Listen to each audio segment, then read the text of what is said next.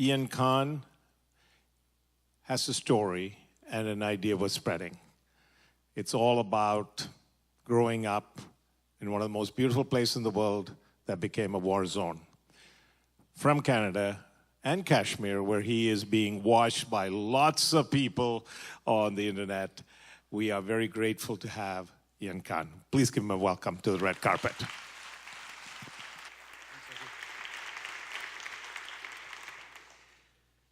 I was born in one of the world's most beautiful places, often called heaven on earth. My homeland is a mystic, rustic, and romantic valley nestled within the Himalayas. Politically occupied by India, Pakistan, and China, the three countries have fought 5 wars in the last 65 years to take full control of my land. My people are still struggling to find an identity of independence and freedom, as more than 80,000 lives have been lost in this cause over the last 25 to 30 years. I was born in a magical place called Kashmir. In 1989, our struggle for independence or self-governance took a very sharp turn as the movement turned into an armed conflict. Separatists have been since wanting a free Kashmir.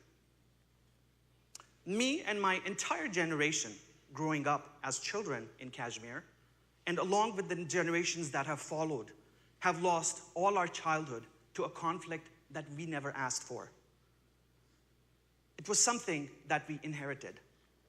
And all our childhood was spent in it, and the generations right now are spending their childhood within that conflict. I still remember very clearly, in 1989, I was 13, and I was walking down the road in my neighborhood when I was stopped by armed soldiers who asked me who I was and where I was going. As I answered, without any provocation, I was slapped and beaten up mercilessly. And tears came down my face because I couldn't make sense of it. I didn't know how to react except just cry. I knew something had changed.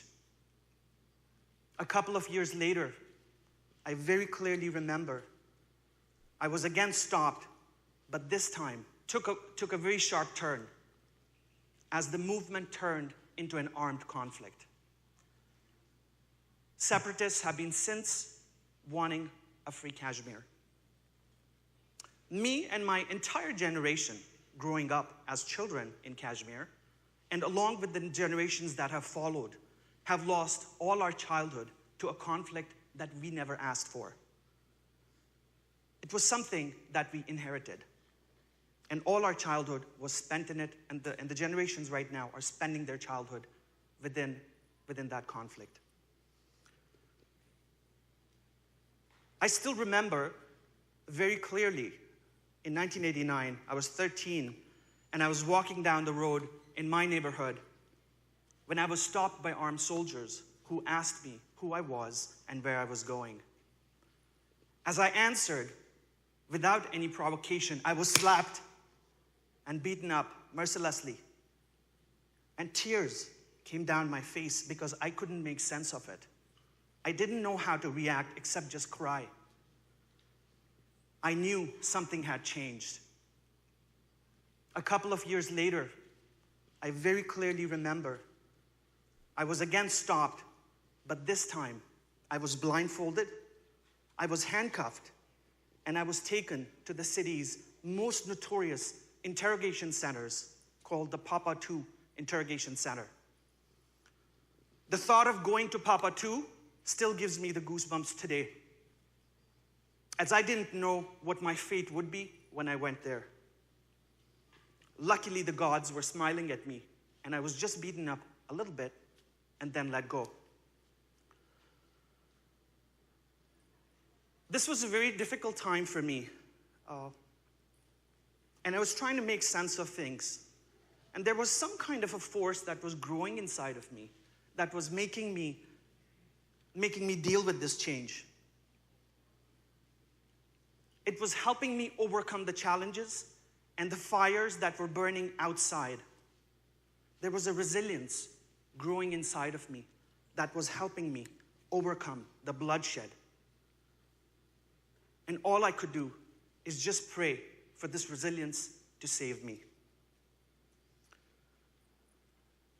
Today, hundreds and thousands of children who live in war-torn countries, conflict zones, and places that are devastated by terrorism are living a life that we would never wish on our children.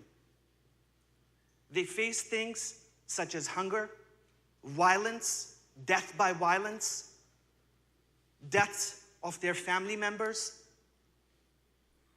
They face things such as being converted into child mercenaries. And I'm sure none of us want that to happen to our children. And they also face the fact that they can be sold in the sex market as child sex slaves. It's very unfortunate. And these children have done nothing to deserve it. They've done nothing to deserve it.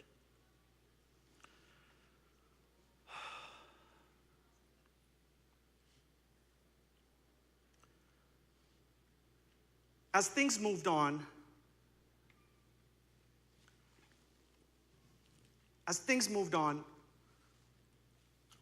I moved away from Kashmir in search of a better life. And I ended up in Canada, where I live right now. But really, that connection with my homeland, with Kashmir, never went away.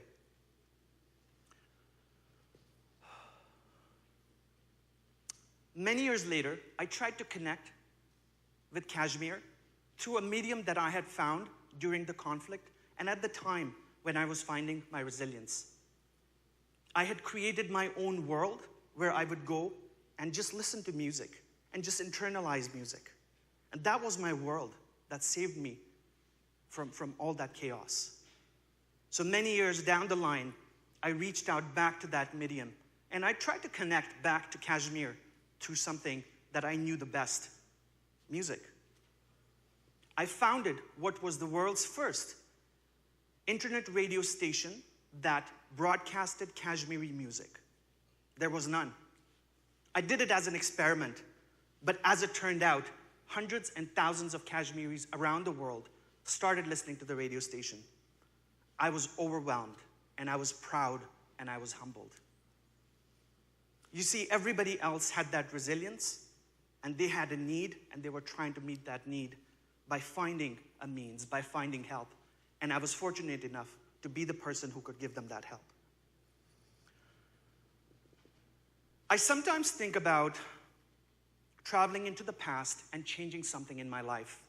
And as you might guess, it definitely would be the war. It would be the conflict. I totally want to change it sometimes. But then I think about it and I think, well, if I change my past, would I still be the person that I am today?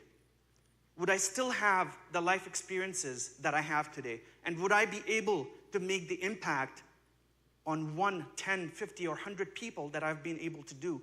Would I still be able to do that? Would I still be married to my wife? I don't know. Maybe not. And sometimes we do this. We live in the past. But it's up to us if we use our past as something negative, as something of a downer, as something that takes us down, or do we use our past to power our dreams, to help us find that anchoring moment that defines who we are as a person? Why don't we use our past to fuel a passion that helps us overcome challenges and helps us overcome the problems that we've had in life? I think some part of me did that. Some part of me just used my resilience and went back into my past and used it to power my dreams and to power that need to reach out to people.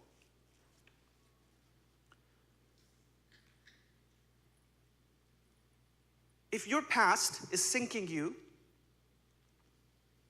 and you're unable to make sense of it sometimes, And you see all these people in the world who are suffering in many different circumstances, and you really want to do something about it, but you can't because you think you're insignificant. Well, stop doing that. Stop thinking about it right now. My message to you is, think about that moment in your life that changed you as a person. Or find that anchoring moment that defines who you are. You've got to do this homework. And once you've done that, find the resilience inside of you, because it is inside of you. Find that resilience inside of you to power up your dreams. And then last but not least, just do one small thing. Just one thing. Don't try to take over the world. Just do one small thing in your neighborhood, in your community, in your city, in your state, in your country, and then in the wide world that can make a difference for one person, not the entire world. And if you're able to do that, you've really redeemed everything about yourself. You probably don't have to go back and feel sad about your past and have regrets. So my question to you is, are you ready today to find that anchoring moment that defines who you are? Are you ready to build that resilience that'll propel your dreams and help you overcome all your inhibitions? And are you ready today to take the smallest action that'll change somebody else's life and be a transformative thing for them? Because it really matters. Thank you.